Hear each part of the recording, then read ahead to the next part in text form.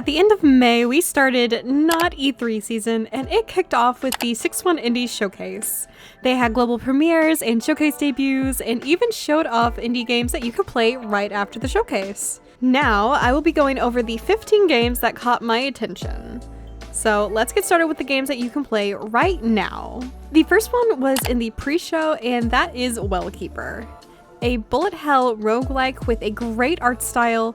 You play as a cute mouse with Dumbo-sized ears, and those big ears let you flap around the map and take on your enemies. You only have to worry about steering the mouse because it will actually auto-fire sparks. Some of the comments have called this game easy to play and difficult to master, each level bringing a harder boss with new attacks to learn. It seems really fun, but I do think you are constantly in a singular room taking on a boss fight, so a bit different from what I actually was expecting. The other game that is already out that caught my attention is Walk the Frog.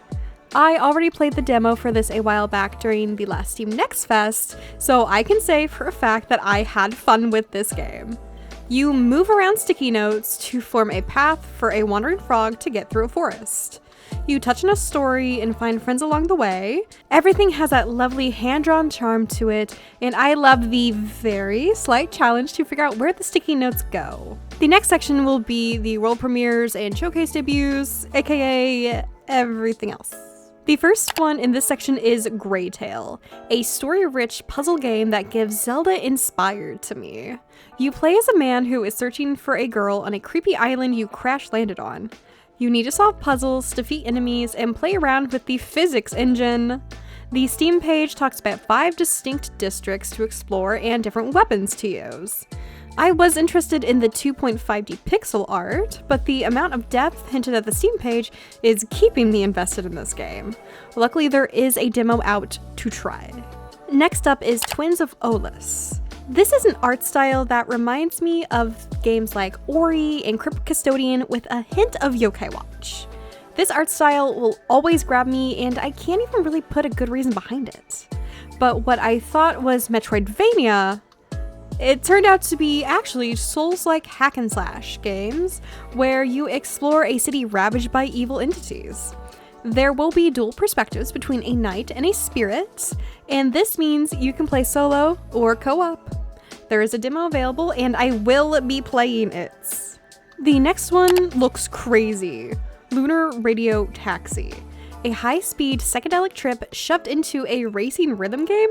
Craft a spaceship and upgrade it as you drive to the music. The maps are mind-bogglingly bright and colorful, but you are an app driver, so you gotta learn how to ride them. Prove that you are just as good as the AI taking all of your delivery jobs, and race friends to see who can get a better score. This one also has a demo, and I think I will be spending way too much time with it. The next one took about half of the trailer to catch my attention, and that was Hips and Noses. Split into 2 types of gameplay loops, the first one has you handling a cafe in the daytime, cook food, customize recipes, and serve the customers, and don't forget to swat away the unwanted pests that show up. Your customers have lost their memories, so your job is to help them recover them, apparently through food. I'm all here for it. Once your shift is over, go to sleep and jump into the dream world. Change the girl you're playing as and battle your way through waves of enemies in a, I believe, bullet heaven style showdown. This one sadly does not have a demo, and it is supposed to come out into early access all the way in Q1 of 2027, so we will be waiting a bit. Up next is Scarifire, an upcoming RPG that has some pretty unique combat. Where most people would think turn-based battles for RPGs, Scarifire lets you move around the battlefield to both dodge incoming attacks and better position you for your own offense. The creators were inspired by the RPGs of the 90s and say that this title will make lovers of the genre feel right at home. And for those who might not love full-sending the fantasy theme, the story merges fantasy with sci-fi for a bit of a twist. This game does have content warnings for mature story topics, so I guess be on the lookout for that before picking up the game. Moving from darker themes to brighter themes, we have Pirofauna. The trailer left me a bit confused because I didn't really get a whole lot of information from it, but the Steam page did. So it lets us know that we play as the cute little flame that is burning down everything. This is a short exploration game where you set literally everything on fire. Explore the dark forest and light your way through as you burn up all of the things on your way to grow stronger. For some reason, the bugs are fine with your flames, but nighttime ghosts will come to put out your fires.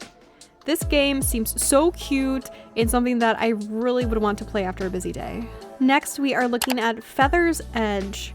You play as what I thought was a fox, turns out it's a bird, that clings to walls and launches themselves across a room for both traversal and combat.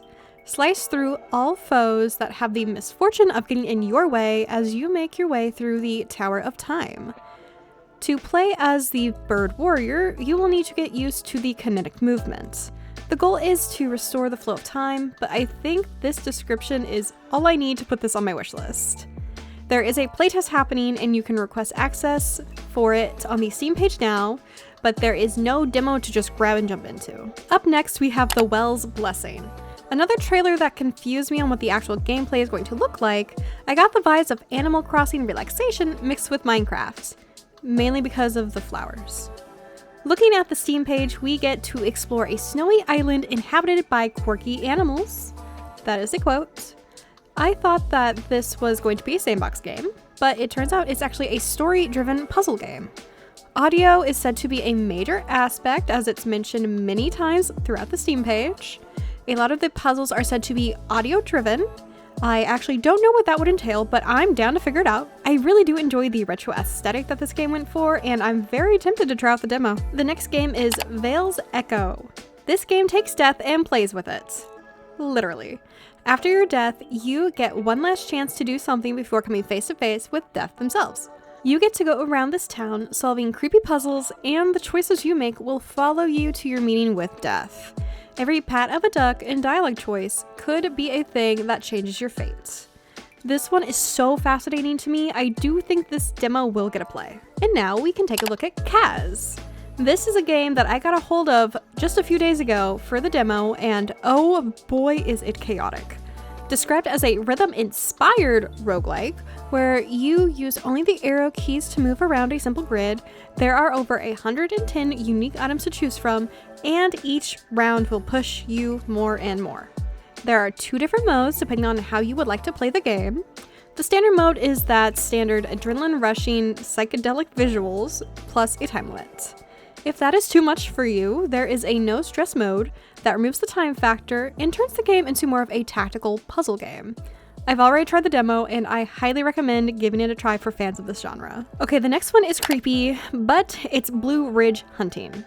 This gives the impression of phasmophobia and the forest having a baby.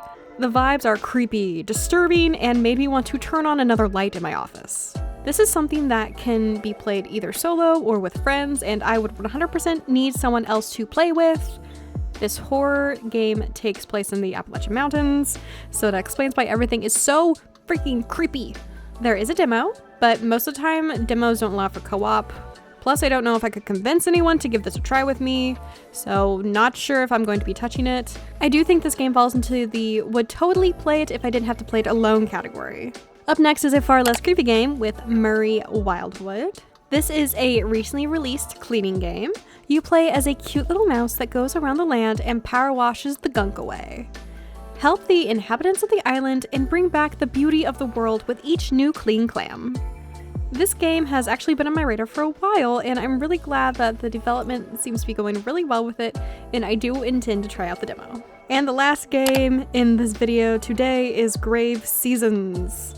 If you want to play a farming sim with a dark twist, here you go. Instead of moving to a cute town to live a peaceful life, you live in a town with a serial killer. Do the typical things like farming, tending your land, maybe look for some romance, but also look around to find clues on why something feels so unsettling about this town. This game sadly does not have a demo, and there is no set release date, but we can expect to see this game at some point this year. There were so many great looking games shown in this showcase, and I chose to talk about the 15 games that I personally would want to try out, but make sure to let me know the games that you thought would make your top list in the comments below.